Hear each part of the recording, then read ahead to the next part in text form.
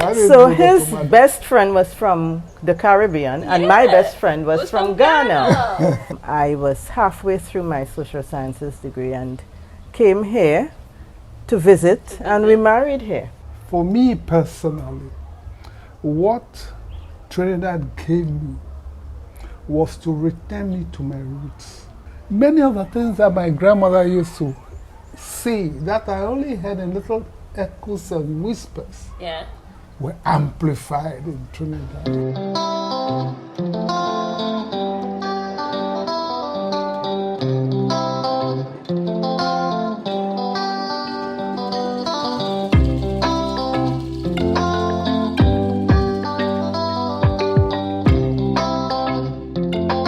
So today I'm going to introduce y'all to a very special couple because it is a mix, a West African Caribbean mix.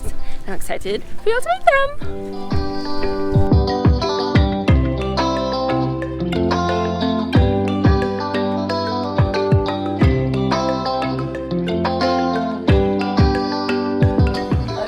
Hello, good afternoon everyone. How are y'all doing? Welcome back to Global Gyal. It's a girl, Global Gyal. And I am here in Botiano, Accra. Is it Accra? Yes, it is. Great Accra. I am here in Botiano, Accra with two very special people here. And I would like them to introduce themselves. So just introduce your names and where you're from, please. And your relationship with each other. Right. Yes. So I'm Caroline Allison Senna from Trinidad and Tobago, and I'm here with my husband. I'm officially known as Emmanuel Kwaku Senna. And most people just call me Kwaku Senna. Yeah, so I'm retired, and this is my village. Oh, this is your village? Yeah. Oh, okay, so you're from Botiano? My mother is from Botiano. Okay. Yes, so Botiano has always been a part of my... Your home, okay. Yes. So as you see, we have a Ghanaian and Caribbean Trinidadian couple here who have been married for how long? 43 years. 43 years, y'all, that is like almost twice my age. I love it. So you know we are in for a treat today. So I'm going to jump right in. But what I'm going to do is I'm going to ask y'all a little bit about your lives growing up and to the point of how you met. So Caroline, can you tell us a little bit about where you're from in Trinidad, so the people know, they could be like, that's my hood, as well as what was your childhood like growing up in Trinidad? Your siblings, what you did, just anything you want to share. So I am from South Trinidad. So I spent early years in a village called Faizabad. Okay. Faizabad is famous for its trade unionism. So that's, people. Yes, that's where I started off as a child. I do have a Barbadian father, so we did go to school in Barbados very briefly. He said so that we can learn to speak proper English. So I spent a couple years in Barbados, and then the rest of my childhood in San Fernando, which is like the industrial city of Trinidad and Tobago. Okay. Growing up, 3 girls before a younger brother, so we didn't do too much of the climbing of trees and that sort of thing, but it's like growing up in Ghana, exposure to warm weather and moving around with friends in the neighborhood. Secondary school, went to a girls' school, and very much protected, I guess, I would say. Okay, yeah. And but left very soon after high school, maybe 2 years for the UK. So the rest of my education was in the UK and later on in the US. Okay, oh, thank you for that. And Kwaku, did I say it right? Kwaku. Kwaku. Yeah. Kwaku. Yeah. Can you tell us a little bit about you growing up here in Ghana? Where you from? What was it like? Oh, well, I was born in Accra here. And then my father was one of the waves of migrants who came in when the Americans came during the Second World War to establish military bases, along the West African coast, centered in Ghana. Then it was Gold Coast. Yeah, so it was at a place called Osu. Osu is just behind the Christiansborg Castle. That area is called Osu, Exborg. You know, officially is known as Exborg, Christiansborg, but it is actually Osu. And we grew up there beside the lagoon like this. You know, I always wanted to be a fisherman. Oh, really? And my father decided the only way to make sure I didn't become a fisherman was to send me to the countryside to live with an uncle. At Accra, another old, very old town in Ghana. In fact, Accra was one of the centers of West Indian remigration to West Africa in the 1840s. Yes, yeah, I think I have heard something like that. Yes, yes. So I grew up there, you know, at the Presbyterian the training college system. My uncle was then a teacher at the school for the blind. That was attached to the college. It was a very lonely place. Very lonely.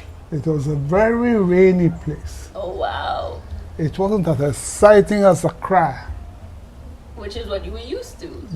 That's Akropong is in the eastern region, right? Yes. Yes. Okay, Aburi, Akropong, yes, the African plateau. That is real Africa. That's the the real plateau. Yes, okay. This is coastal Africa. Yes. But the main point was that, you know, because of the loneliness and because of the dark, gray, boring nature of the entire place, and I didn't understand the language as a child at that point. Because I you grew started up speaking to Accra? read. Yes. Yes, okay. I started to read, and I never looked back. And I read and read and read. I boast that when I went to university, most of the textbooks we use in philosophy, I had already read in secondary school. Oh, wow. Okay. Yes. So that was the beginning. Yes, and that's how you spent your time. Okay. Yeah. And then, so that's how you spent your childhood, both of your childhoods. Yeah. So when and where did you both meet? It's a story, let me tell you. It's about lady and gentleman meeting at the University of London one night at a friend's party. Okay. You know.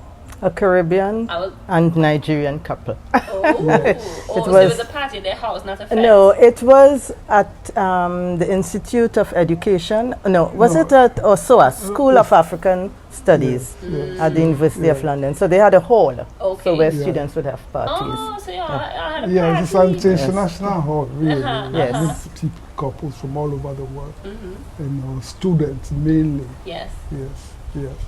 And I went to the party, and she went to the party. Oh, my best friend was a guy from Guyana, Mazuki. Mazuki, if you are hearing me, yes, I'm in Ghana. I'm home now. You know, so Mazuki and I were having the beers, and I decided to pump the beers, and I started to drink the beers as I pumped it for the guests. Yes. And when I was properly high, I asked Mazuki, now we have to take the night forward. And you know, among men, that was a signal that we have to tackle a lady or two. And we saw these two ladies in the corner. And I asked my friend Mazuki, I'm ready. Which one should I tackle? And before he was looking steady, Mazuki was very studious and very So he said, go to the tall one. I said, no, let me go to the shorter one. You know, he said, no, Wako, go to the tall one. Been watching them all evening. Good with that. So I did. I went to her. So, by the time I even started seeing a few things, you know, we have become very friendly. Okay. Yes. And her name was Hardy. And I asked her if she's read any of Thomas Hardy's books. And she was actually reading one at its from there. At the time? At the Just time. before. Yeah. Yes. So, we never look back. Okay, 1975. 1975. Is that how the story goes? There's two sides of the story. Oh, Well, I won't go back. I would just say, cut a long story short, I was there with my Ghanaian friend. And She was a short one. so, I didn't know. so his best friend was from the Caribbean, and my best friend was from Ghana. So, and our relationship started, and my friend remained friends with us. To this day, she's now back in Ghana, and we are still friends. Wow. Yes, we are all still friends. And you're still friends with Mazuko. Yes. But they haven't seen each other for a while. Oh, wow. Yes, Because yes. he went back to Guyana. Yeah. Oh, wow. That's amazing. And I love the book connection as well. Well, he was, I guess, then we didn't use the word nerd, but he was certainly a nerd. And I guess he must have been one of the few men who looked at catching the interest of a woman by mentioning books. Yes. And somehow I fell for it. She said fell for it.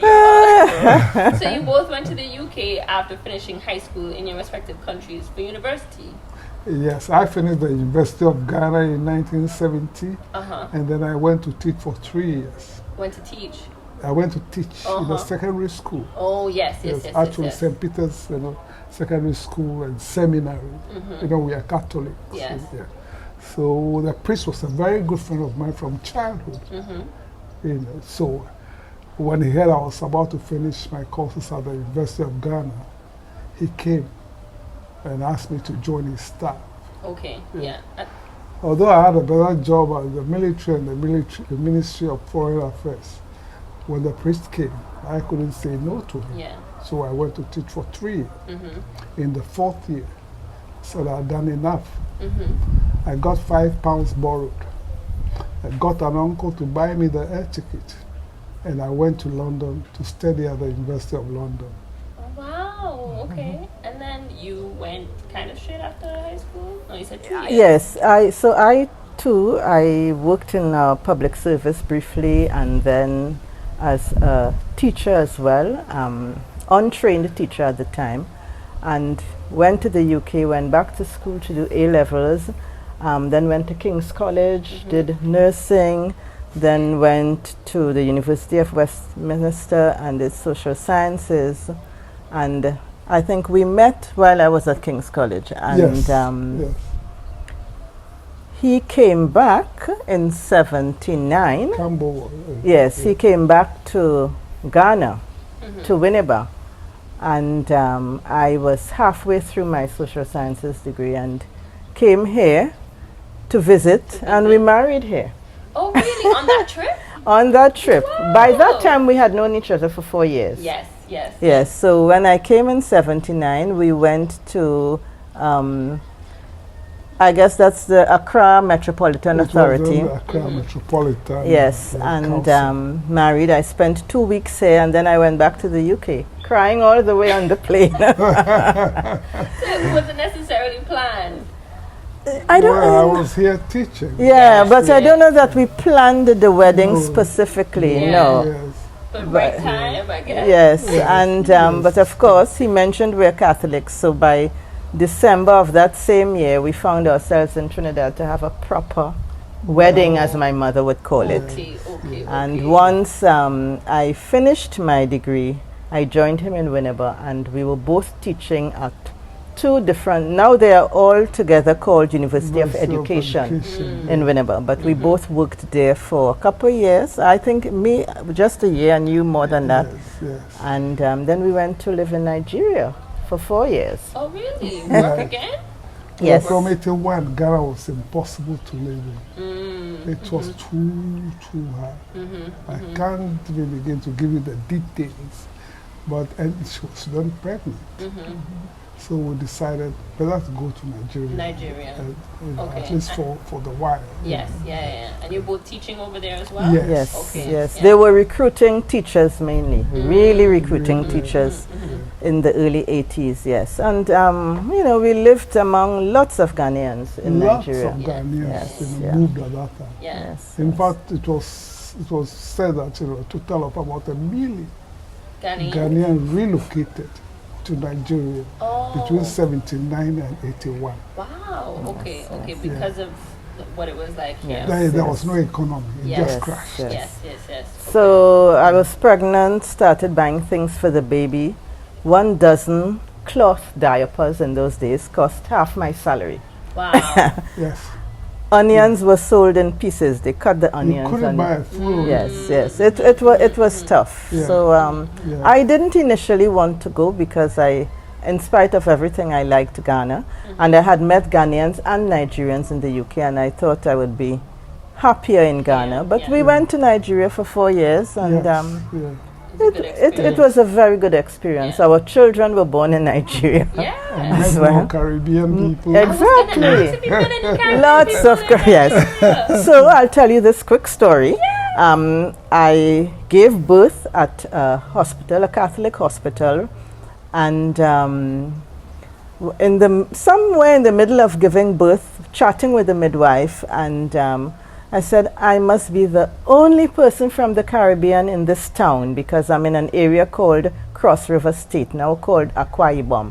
And she says, no, we have a nurse right here who's from Trinidad and Tobago. What? So the very next day, the nurse came. I had delivered, helped me to learn how to breastfeed, etc. And we became friends. And we had an International Wives Association. So we had a few Trinidadians, Guyanese, and in fact, I'm in touch with them now. Yes, Russians. Yes, but a few Caribbean yeah, people. yeah. Yes. Okay. So everywhere you went, it's the kind of. That's right. Exactly. Yes. So after 4 years in Nigeria, I think you both had mentioned as well you'd gone back to the Caribbean. So Yes. I went to the US for grad school before going to the Caribbean. Kwaku went ahead of me with the children. Okay. He had only been to Trinidad once before when we had gone for that church wedding. Yes. Okay. And he was in Trinidad with the children for 1 year before I completed my studies and joined him. So then he taught at UB. You know, when she came back from her studies, the children had been with me for a year. I had done everything for them. They used to call her daddy. Yes, mommy was no longer in their vocabulary. They used to call her daddy. Yes. Oh, wow. Yes. So we spent almost 30 years, 20-something years in Trinidad, and he can tell you how he spent his time there. Yes, I was going to ask. So, I mean, obviously moving to Trinidad with 2 kids is going to be difficult. But then outside of that and going there, even your first time going there, but what was it like as a Ghanaian living in Trinidad and Tobago and in the Caribbean, in the West Indies? That's a very, very loaded question. Because, that was the entire 28 years encapsulated there. But the main point of it is that, we Ghanaians come from a multicultural, multi-ethnic, multi-religious environment. Yes. So we go to other places with a very tolerant attitude. You keep your mouth shut for some time, listen, learn from the people, observe their ways, learn their nuances, and participate just every now and then. And I was lucky. I was in the university system. Yes. Where all the tolerant people in the world end up. Because that is what university is about. Yes, I taught at the University of the West Indies for a while, and then I took some time off to do my doctorate, and then I went back. I went to the civil service, you know. The curriculum, at that time they were reforming the curriculum Okay, yes. for the new secondary school system, and I was recruited to help to shape it. For the CXE, For the Caribbean Examinations Council, I guess. yes, but mainly for the Trinidadian approach Okay. to the Yes. CXC. Yes, yes, yes. Oh, wow. Yeah. Okay. Yeah. I would have taken those exams. Yes. So he worked almost directly with the Minister of Education at that time, which was our Prime Minister's wife, Mrs. Hazel Manning. Okay. Yes. So, and then you did all that special education and Yes. morals and values education, Yes, and So yes. you worked a lot in the education system in Yes, Trinidad in the throughout your education time there. system. Yeah. It was then undergoing a lot of changes. Values education, the incorporation of technology into the curriculum at all levels. You know, those things. Yes, they're building the foundations of teacher education itself. Of course, yes. The teachers must be better than the children. Yes, yes, yes, yes. So you played an integral role in that aspect of So it. I was there, you know, and I did my best. But for me personally, what Trinidad gave me was to return me to my roots. Was to return me to the roots that I took for granted here. But once I went to Trinidad and people started asking questions about my ethnicity, my background, Yeah. and then one night I found myself listening to serious, traditional, ever drumming. You know, it was around about midnight. You know, she was in the US then.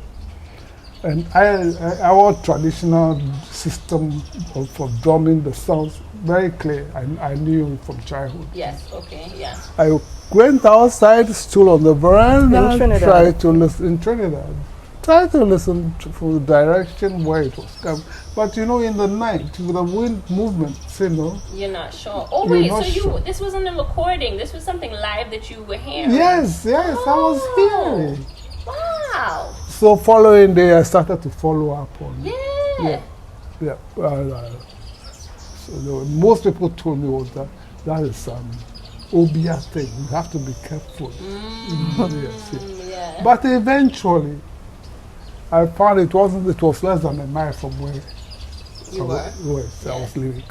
You know, and it was actually a group from among my ethnic group that relocated from here, from the Volta region on the way to Badagry, Yeah. who were the Everphones. You know. They relocated to Trinidad in about 1868 after slavery Yes, yeah. and had maintained their yearly festival. Wow.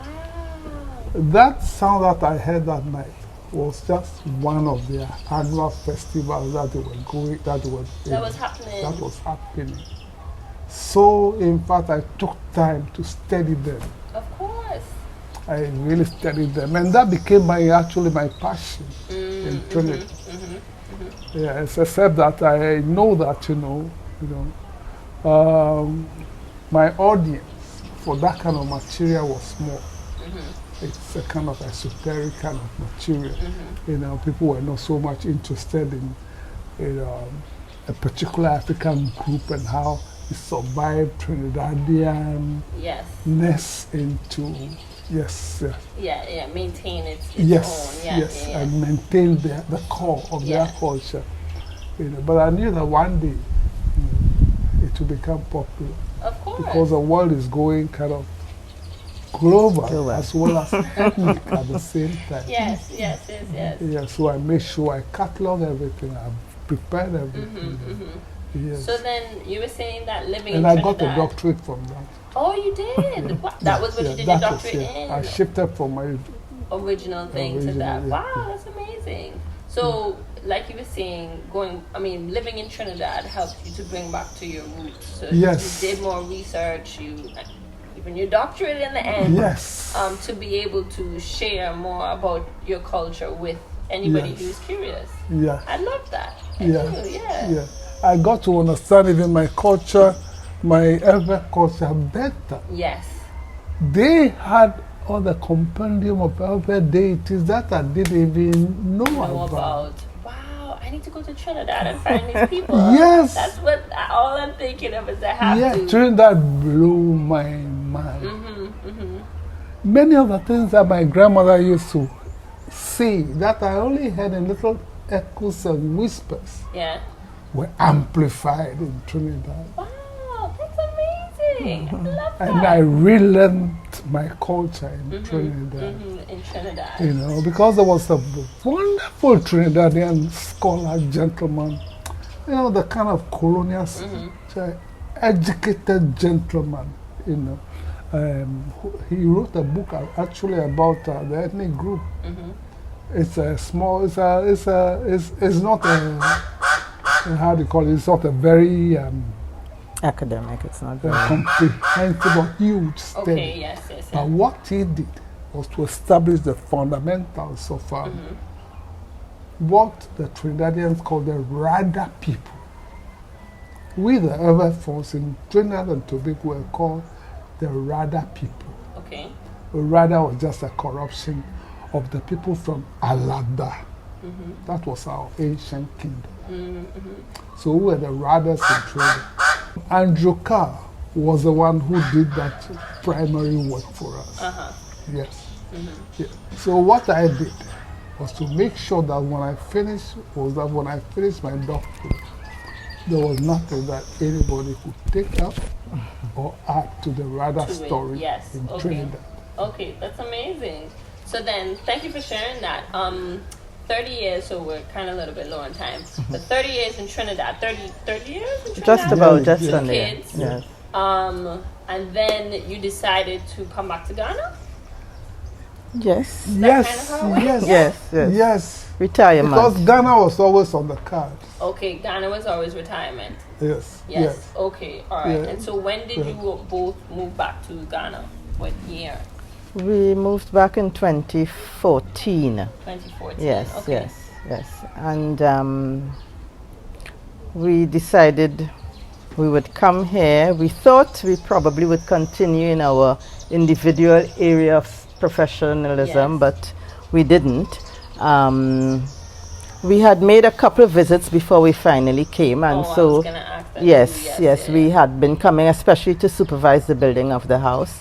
And you know, he hadn't fit this part of the story in, but he actually taught here in a Presbyterian school between high school and university very briefly. So a lot of ties to the area.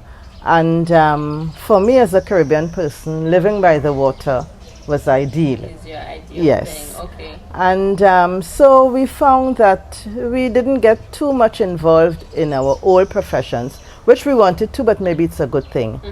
And that's not retiring. yes, exactly. Yes. And then we talked about, well, we've come from the Caribbean, popular for tourism. Why don't we do something in the hospitality industry? Very much on the spur of the moment, not really planned.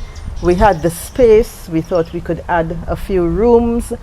And, you know, we looked at how many seaside and beaches there are in the area. And so we started what we would call an intimate bed and breakfast. Quite intimate, very family oriented. We had not heard of the concept of Airbnb, but when we heard about it, it fit in very, very well with what we want to do. When guests come, they come in as family members, or they come in as visitors and they leave as family members. I like that. And because I'm from the Caribbean diaspora, Kwaku has lived almost 30 years there, we have a good sense of what we feel diasporans would like to know about when they come and their experiences. Their expectations, their health issues, And Kwaku, who has a strong background in history, can also facilitate their understanding of Ghanaian history Yes. and the links between Ghana and the Caribbean. And the Caribbean. So Yes. y'all don't just offer a place to rest your head on food. It's the knowledge, it's the advice. Exactly. Yes, Yes. and we have great conversations with our guests Yes. and helped them to see the links. You know, there are so many linkages. Of course, slavery is the most profound linkage. Yeah. But there are so many other things in terms of the culture and the things that we have carried and kept with us, etc. So we serve that purpose of sharing that kind of information. Okay, so bed and breakfast. What's the name of the bed and breakfast? Afri-Caribe Villa. Afri-Caribe Villa. So Africa and the Caribbean coming together. Yes, I love it. In their relationship, in their home, and in the place for you to stay. I really, really like that. And I have stayed here before. It was nice. It is intimate, very nice. And you get some wonderful hosts. One other question I think I wanted to ask, and I'll edit it in before, is I asked him of his experience of living in Trinidad, but I didn't ask you about your experience of living here in Ghana. So what would you say has been your experience of living in Ghana in the many times that you did? And what are some similarities where you were like, wow, I cannot believe this is what it is? Yeah. So it's a feeling of being at home. And to be honest with you, when I graduated from high school, it was a revolutionary time in Trinidad and Tobago. Black is beautiful, going back to Africa, and graduated from a convent with a big afro, etc. Yeah. And my friends telling In the me, 70s, yes, yes, my yes. friends telling me, when you go to England, bring back an African. And really, that was never something at the forefront of my mind. Yeah. But met someone and we shared a lot in common.